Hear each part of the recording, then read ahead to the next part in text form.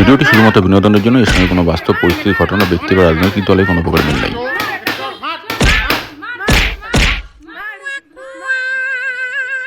এই যে রমেন বাবু, বলছি ভোটে হেরে যাওয়ার পর এখন আপনার কেমন লাগছে? হ্যাঁ হ্যাঁ, এক মিনিট রমেন বাবু, বলছি ভোটে হেরে যাওয়ার পর এখন কেমন লাগছে আপনার? আমি তো খুব খুশি। আমাদের দর্শকরা জানতে চাইছেন যে আপনার এই অবস্থা হলো কেন? এগুলো সবই ভালোবাসা। তাই নাকি? ভালোবাসা, সব মানুষের ভালোবাসা। আমি মানুষের জন্য যা যা করেছি, এখন মানুষ আমাকে হাতের কাছে পেলেই সেগুলো ফেরত দিতে চাইছে। আচ্ছা আচ্ছা, আপনি এই যে হেরে গেলেন, এই হেরে যাওয়ার পিছনে মূল কারণ বলে কি মনে করছেন? চুরি।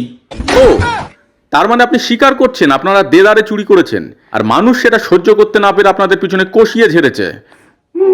এই না মানে আমরা খুবই সৎ একটা দল, বুঝলেন তো, আমাদের দলের সততার অভাব নেই। আচ্ছা, মানে চুরি বলতে আমি বলছি যে মানে বিরোধীরা আমাদের ভোটারদের মন চুরি করেছে। তাই নাকি? না হলে আমাদের সহজ সরল ভোটার, যাদের এতদিন আমরা ভালোবেসে মাথায় কাঁঠাল ভেঙে খেয়েছি, তারা এত বুদ্ধি পেল কোথায় যে অন্য জায়গায় ভোট দিয়ে দিল?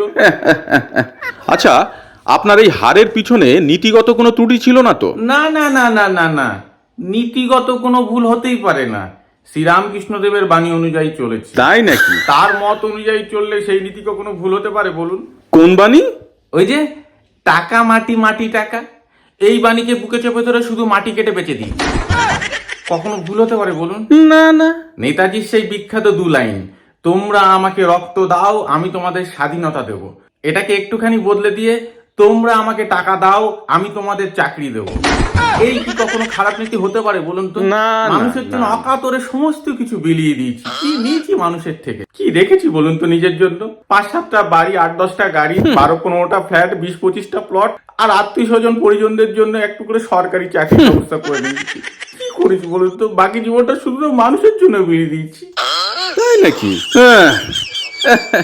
বলুন তো, এই স্বামীজির নীতি, নেতাজির বাণী অনুযায়ী চলা মানুষ, আমাদের কি মানে এই নীতিতে কোনো ভুল থাকতে পারে বলুন তো? না। হ্যাঁ, তবু যে মানুষ আমাদের কেন চোষা আমের আটির মতো ছুঁড়ে ফেলে দিল বুঝতে পারলাম না। আমার তখন সন্দেহ হচ্ছে আমাদের ভোটারদের উপরে কালা জাদু করেছে কোনো তান্ত্রিক দিয়ে, নাহলে এরকম ফলাফল হওয়ারই কথা না। বলছি রমেন বাবু, একবার একটু পেছন ঘুরবেন? আমার ছেলেটার 32 বছর বয়স, বেকার, কোথাও কোনো কাজ নেই, শিল্প নেই, কলকারখানা নেই। ছেলেটার তো বয়স বেরিয়ে গেল, কাজ পেল না। এখন আপনার পেছনে একটা কষিয়ে ঝেড়ে যদি মনটা একটু হালকা হয়। ঠিক আছে, এই নিন, সবাই যখন সুযোগ পাচ্ছে আপনি বা বাদ যাবেন কেন?